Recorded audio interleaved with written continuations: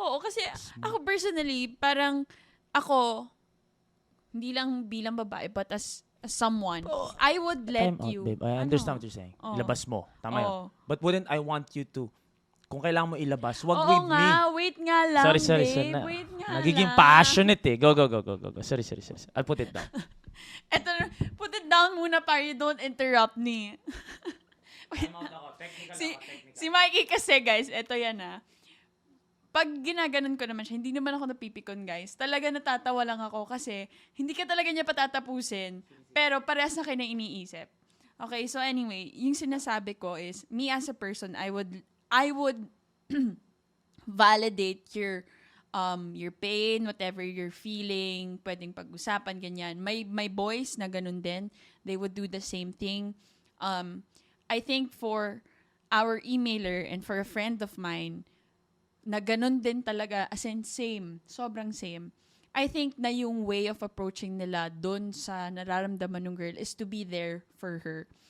And with my friend, and I hope this is the same with you, I hope na you made it clear also to the girl that you feel, kumbaga, na you like her or you feel something for her. I hope you did because my friend did. So, kumbaga, my friend acknowledged that the girl was still in the process of moving on. And so, when he was very patient, he was very patient with the girl for like months din. Parang ang alam ko, almost the same 6 months. Parang ganun din yung time. But then he also had to do it for himself. Na there came a point in, parang within those 6 months, na sabi niya na, he asked also, na kumbaga, he asked if, sabi niya na, do you think mababawasan ba natin yung like pag-mention kay ex, or do you think anytime soon makaka-move on ka and you would see yourself? So he put his foot down. Oo nga. So yun nga. Babe, dun ako papunta. Wait lang, pakwento lang ng konti. So, for me, kumbaga, sa friend ko, dumating din talaga siya sa point na kumbaga, tinigil niya yung pagkamartir niya kasi sinasabi din niya na nasasaktan din siya. So, nung kumbaga sa kanya, sumobra na, and maybe for you, maybe kaya ka nagtatanong kasi nandun ka na sa, ano ka na sa edge. So, ang ginawa niya, what we also told him to do was, kumbaga to talk to the girl, to ask the girl na, do you think na, kumbaga, since alam mo na gusto kita, alam mo na nandito ako for you, do you think I will ever be parang the guy for you? Or do you think makaka-move on ka na ba from your ex? So, sinagot siya nung isa naming friend and sinabi niya na hindi pa. Wait, sinabi nung girl hindi pa? Hindi pa. So after all those months? Hindi, kumbaga babe, hindi mo din pwedeng anuhin. Hindi ko ini-invalidate So, yung what are moving you on trying to stage say? ng girl. Oh. Never ko invalidate What yun. are you trying to say? What I'm trying to say is, you don't invalidate someone's moving on stage. Oh. Now, if you coincidentally meet a girl who is still moving on and you still wanna shoot your shot, go ahead. Pero, yun yung sinasabi ko. Could have done it from the start.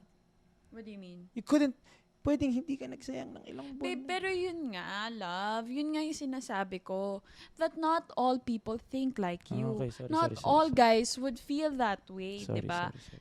Some people would take the other, kumbaga, kung ikaw, diretso ka, parang, diba, sa'yo kasi, kumbaga, hindi mo ipapaalala. And at the Time out.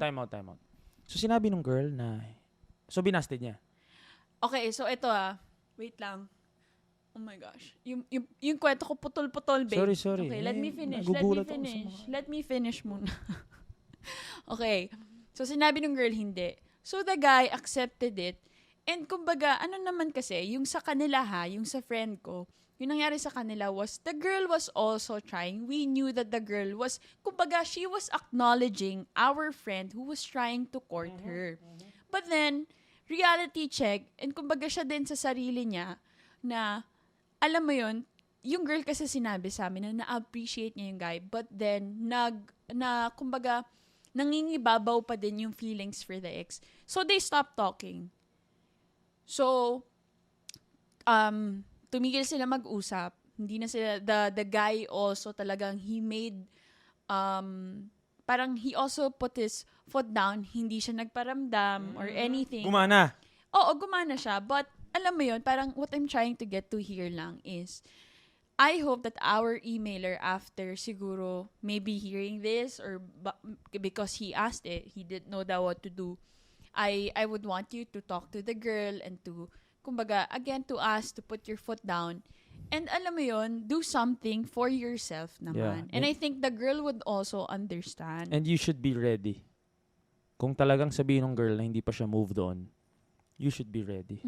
You should be ready with the pain. Kasi masakit yan, for sure. Diba? So, nagkabalikan yung friend mo? I mean, naging okay sila? So, ngayon sila?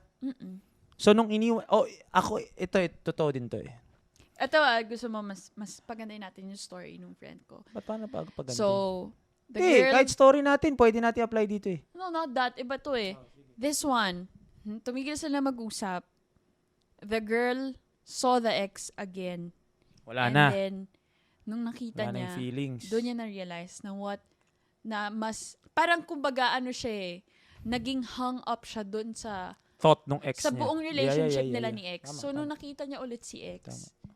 Wala na pala. kumbaga, wala na pala. And then doon niya na-realize na yung lahat ng appreciate niya doon sa guy, doon sa friend ko na guy na nagtatry manligaw sa kanya. Kumbaga, ano lang talaga siya, na-overpower lang talaga siya Because nawala, babe. nung memories. Yun nga. Because nawala. You don't know someone's worth until he is gone. So, again, which is still the same advice that I have for the emailer, you have to do something about it. Because, like yung friend mo, kung tinuloy lang niya yun, pustahan tayo kahit na-meet niya yung ex niya, hindi pa rin niya ma-appreciate yung friend mo eh. Kasi na-appreciate niya kasi nawala. So, once nawala, dun mo ma-realize na wait, yun na. Yun na pala yun. Mahal ko pala yun. Gusto ko pala yun. Pero pag nandyan lang, that's why I'm saying, if you allow yourself to be in conversations na pinag-uusapan lagi yung ex, if you don't put your foot down, which I commend finally, after how many months, he put his foot down. Wait, nasasaktan na ako eh. So, kung nasasaktan na ako, gagawa naman natin ng paraan. Hindi pwedeng one-way street to. Hindi pwedeng, I will accept that you are trying to move on. I will entertain your feelings and consider your feelings, but you won't consider mine. And you cannot use that as a weapon na, kakabreak lang namin eh. Ay, kung mahal mo talaga ako, gusto mo akong mag-move on, you gotta allow me to, wait lang, so ako, paano ako? Yeah, it's a two-way street. Diba? Yeah. So, once he put his foot down, biglang nagbago. Ito I read this from a book. I feel it's like the rules of people. Ayun, the rules of people.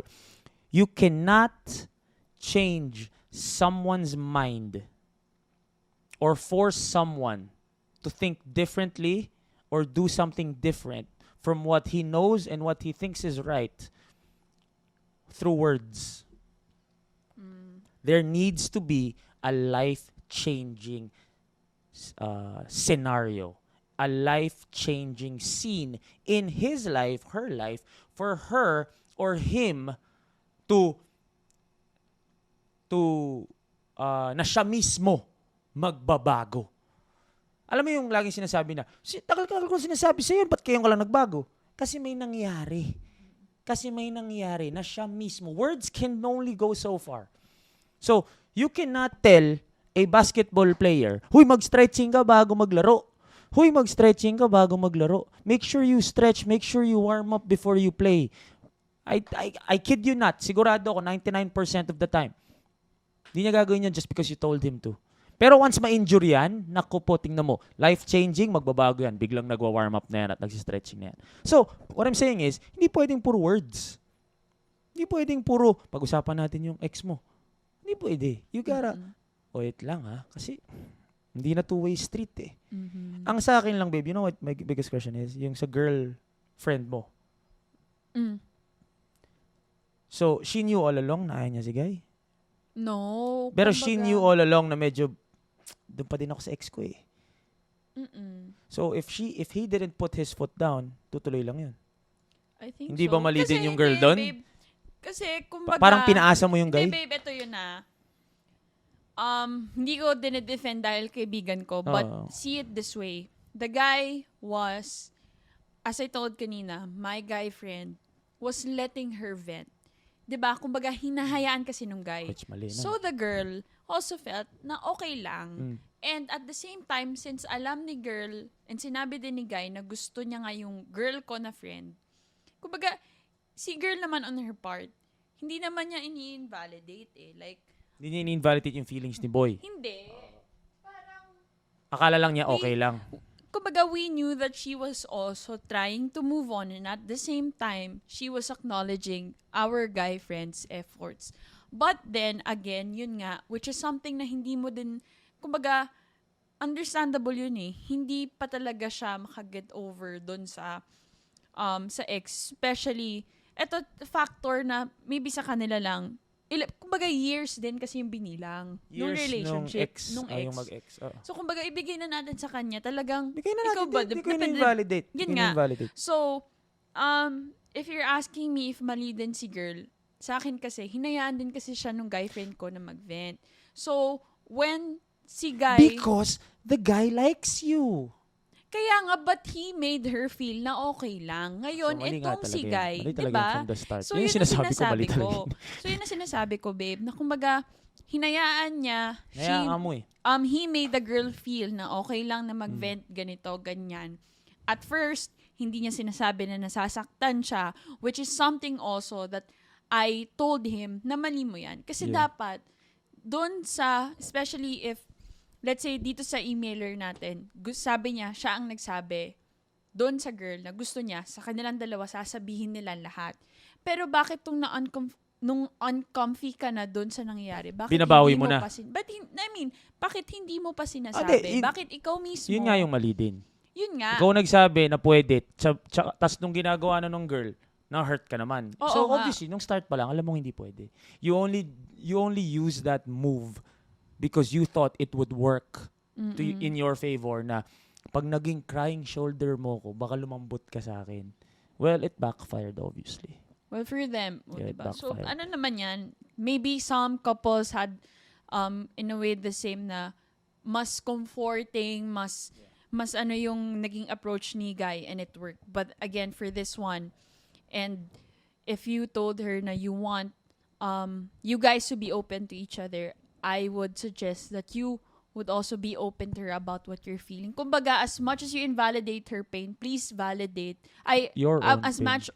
much as you validate her pain and her, kumbaga, yung grief niya of Sabagay, you can't blame the Oo. girl, no? Kasi hindi naman sa ini-invalidate niya yung guy.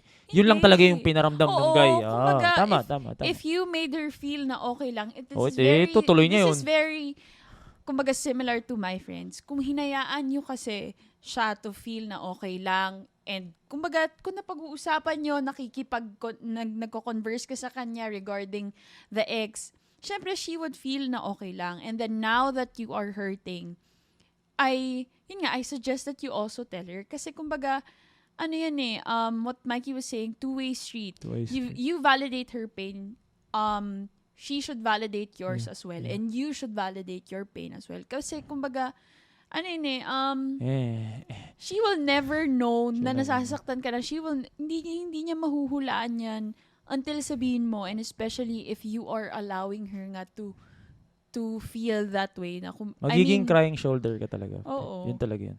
It's not different from someone like siguro dalawa, lalaki, babae, tas nag-agree sila na fubo lang tayo. Tas bigla lumalabas na si guy with other girls or lumalabas na si girl with other guys, tapos bigla ka nagselos.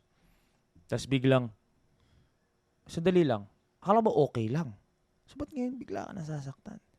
So if you don't be honest with that, and you have to be honest with yourself, wag, baba mo yung pride mo na parang, akala ko okay lang eh, pero baka isipin niya. Diba? Baba mo yung pride mo, you have to be honest with yourself. Akala mo siguro okay lang din nung start. But then after a while, hindi na siya okay. So ngayon na hindi na siya okay, you have to be honest with yourself na, okay, nagkamali ako doon because I allowed her to be so comfortable with talking about her ex. Okay, wait, I need to switch this up and talk to her about it and kind of change this, diba? Yeah. So I guess, I think that's it naman, like, with what we have to say regarding... Pero, there are different ways of moving on eh. Iba-ibang tao, 'di ba? Yung iba, like what I was saying kanina, ako, huwag natin pag-usapan. Kasi pag pinag-uusapan natin or talk to someone else about it, not me. Because I don't Yun want nga, babe. But yun this nga, iba-iba is nga, iba-iba nga eh. Iba-iba. So ang sinasabi ko nga, iba-iba. Oh. So kung yung way of coping up with it is sharing stories, when is that line na parang, okay, are you trying to move on or are you just here because it's convenient? Are you still trying to move Who on? are you asking? No, like in general, like kunyari si emailer. Kunyari lang, I don't want to invalidate kasi the girl's feelings eh.